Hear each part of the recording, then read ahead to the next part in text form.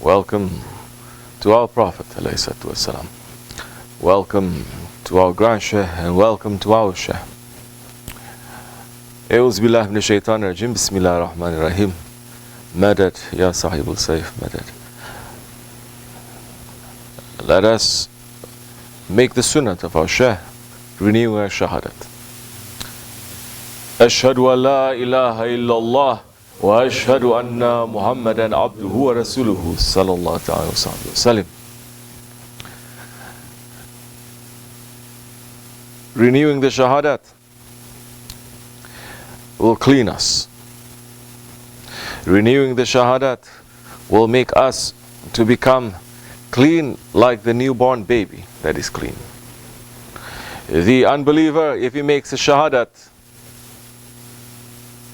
one time in his life, and the whole life is spending in wrong things, is never making a sajda to Allah subhanahu wa ta'ala. But some way, somehow, in his last days, awliya Allah touch him, because maybe that one, he smiled at an awliya Allah. Maybe that one, he has good feelings, good attitude, good heart, good thoughts to this person, that he doesn't know who this person is.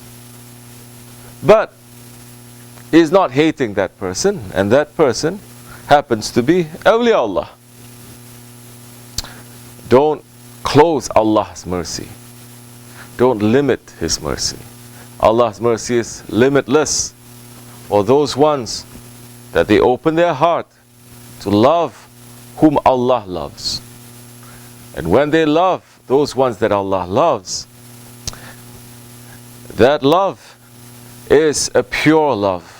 That love, it is a grant from Janabul Haq. So, maybe that awliya Allah touched that unbeliever, and in his last days, he's saying the shahadat. He's believing in Allah. He's believing in the Holy Prophet ﷺ. When the angels saying to Allah subhanahu wa ta'ala, Ya Rabbi, we wish to see you. Allah subhanahu wa ta'ala is saying, oh my angels, you cannot see me. You cannot bear to see me. How I have created you, whatever that you are formed from the nur, it is not able to witness me. Not even to come close. Not all angels, they come close to Allah. Only a few. We're not going to enter into that. Not necessary now. People are so busy with alams that is not their alams. Don't be busy with alam malakut. Don't be busy with alam, all the other ones too. Be busy with your own world. Be busy with your own alam. Sit down. Always, Shaykh Efendi is saying when the Sohbet is going on, it is a sign of a munafiq that is going to get up and they're going to break the Sohbet just when it's starting, just when momentum is. Every time it's happening in his Sohbet, it is happening in the Sohbet of the Rasulullah ﷺ. That is a sign of a munafiq, of a hypocrite. Sohbet is starting. Now he's getting up slowly, slowly moving, disturbing everything, breaking the connection. More punishment going to fall into that one, definitely. Warning for years. But what is stopping the man from taking a small thing and saying, okay, I want to move, but no, Shaykh Efendi says, don't move at this time. Let me sit on my ego. No, you have to move, let me sit. If he sits on his ego that time, more openings will come to him, more rahmat is going to come to him. He's not going to lose anything. What are you going to do? You're going to die? It is good if you die. If you die in Sohbet, you're going to die as a shaheed. Where is the intelligence of the man? No discipline in Islam, no discipline in tariqat. It is all love, it is all chaos, it is all ego. Do as you like. You think Sahabi Kiram, they did as they like to become a Sahabi? You think they did as they like when there is Sohbet of the Holy Prophet ﷺ?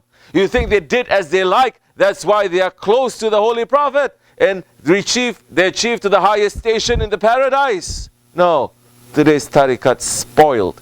Name tariqat. MashaAllah, you are saints, you are salihin. But what is the proof? You cannot even sit still. Forget about keeping the heart to sit still. We leave that. Don't be busy with the other alams. Be busy with your own alam.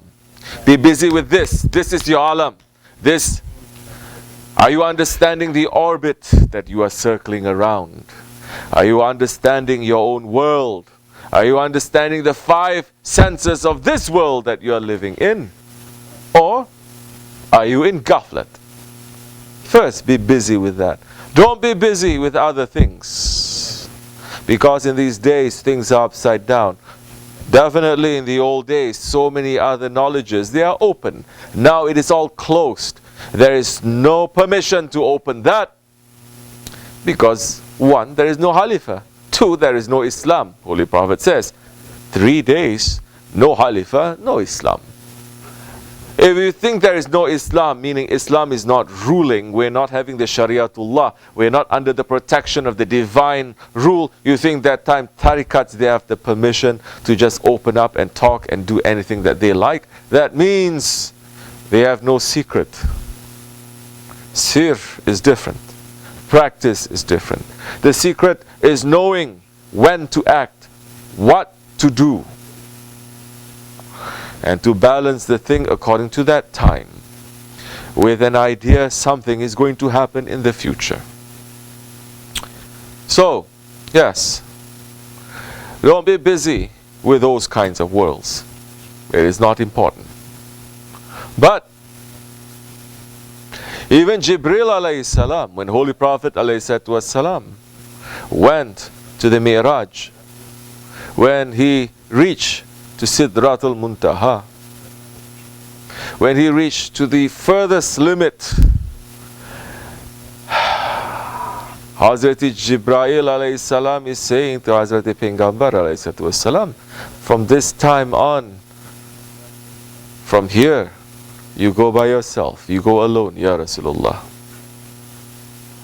Because if it takes even 1 hair thickness to move forward, he was going to be destroyed by the divine lights that is coming. Jibreel alayhi salam. Understand? It is not the other angels. So, angels asking Allah. Allah is saying, you cannot see me. But he says, if you wish to see me, go down to the earth. Circle around the earth.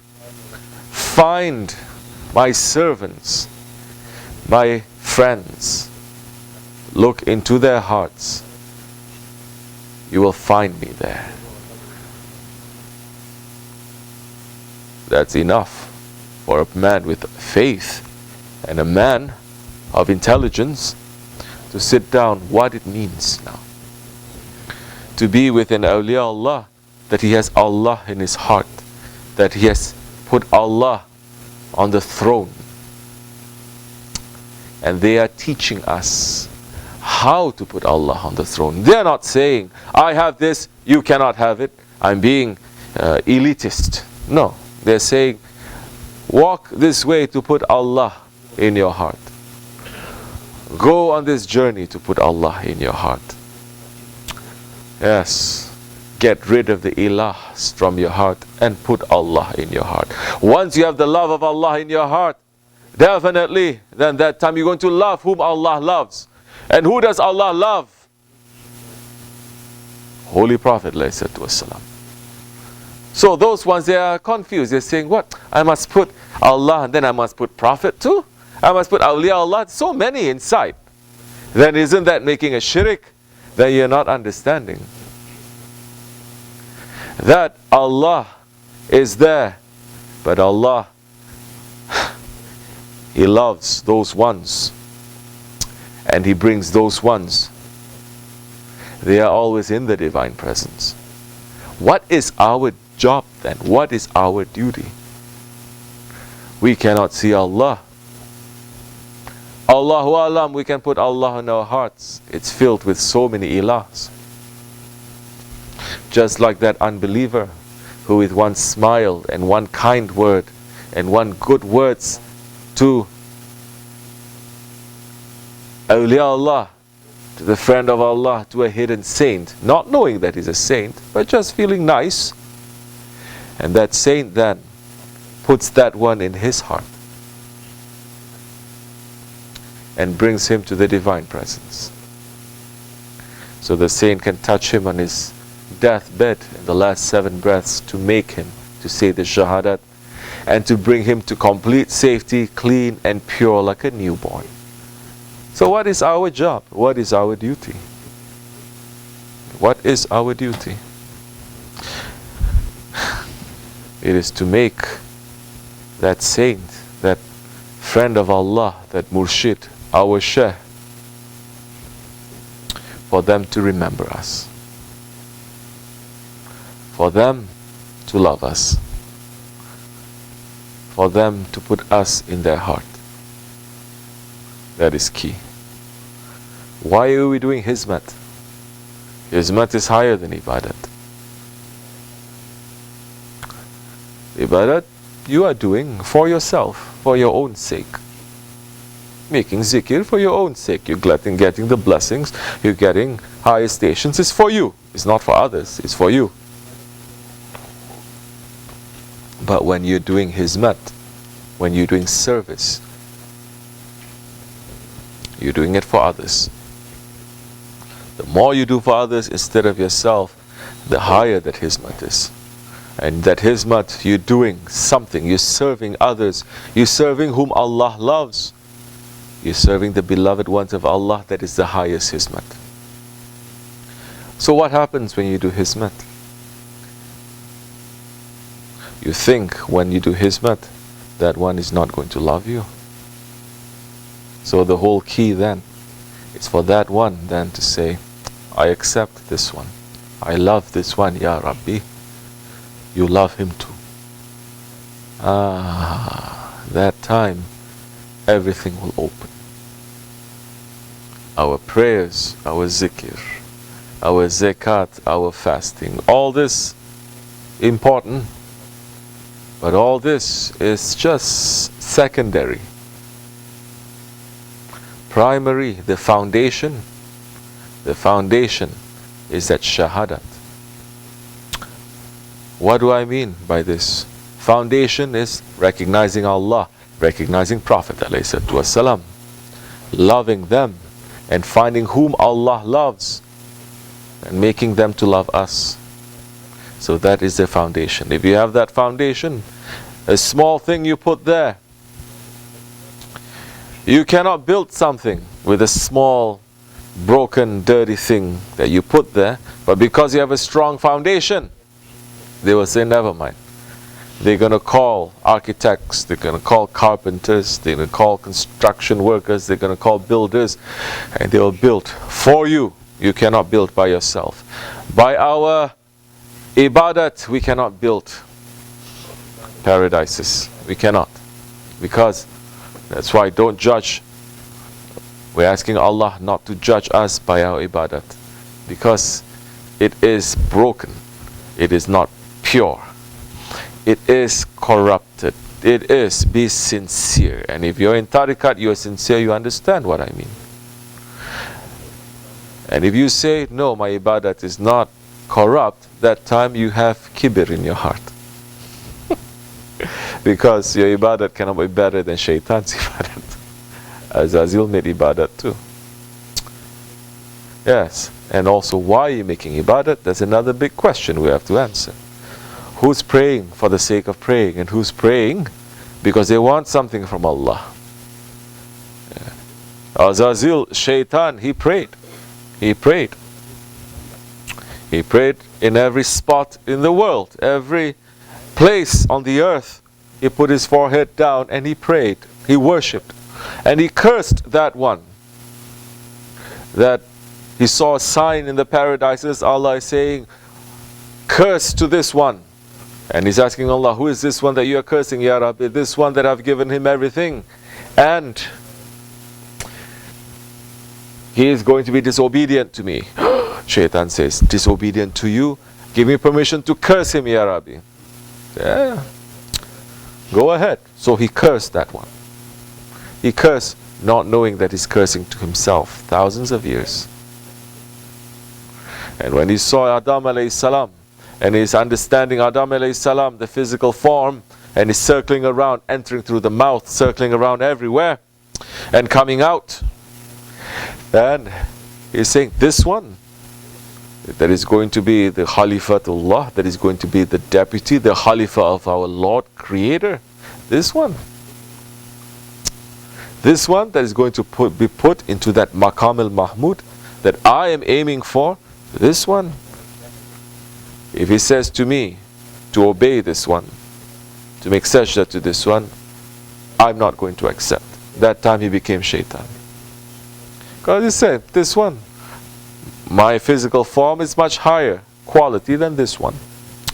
And I've worshipped. But all of that worship is not to make Allah to be pleased with him. It is for something that he wanted, which is the Maqam al-Mahmud, something that is not for him. But he made disobedience to Allah one time. Tariqat is teaching us how we are disobedient to Allah. Every moment, every hour, every day, every week, every month, every year, every day. For us to understand that shaitan that is inside of us and to correct it. That's all. So, why I'm saying this about the Shahadat?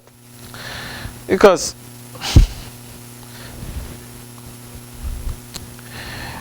mercy is reaching to those ones, especially in these days of fitna, that they look at awliya Allah.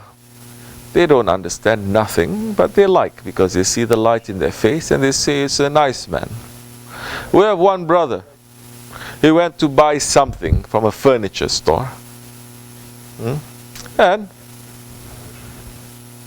he used to go with Shah Efendi before. Then a few months after Shah Efendi was veiled, he went there again. And he's saying, I'm thinking of getting this.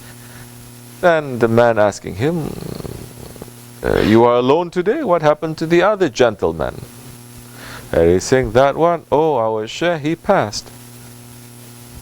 The man looked like he was going to have a heart attack. It's like, what? When? This day he passed. How can he pass? He was so alive. He was so young. He was so energetic. He was such a beautiful man. Oh man. He sat down. Business gone nothing. He was sad. He was depressed and he was upset. This wasn't an unbeliever. He had tattoos in his body everywhere. But something in his heart moved. Because he saw Shaykh Efendi one time, long time ago, he could never forget him. And he was upset because Shaykh Efendi passed. And we are praying for him. How many are pleased that Shaykh Efendi passed? We are praying for them too. May Allah wake them up. But understand, very easy for a whole world now to do something small, and the friend of Allah to be happy with that one. Don't go out of your way then to make awliya Allah to be upset with you. Don't. They are patient. They are friends of Allah. They swallow. And they swallow and they swallow and they forgive. And every night they forgive. The moment something happened to them, they already forgive. Don't judge them by their exterior. They may blow up, they may do other things. No. That is to teach us, and that is to make certain things to happen. But that is not showing that they are upset with that one and he's going to punish that one. No, it doesn't mean that.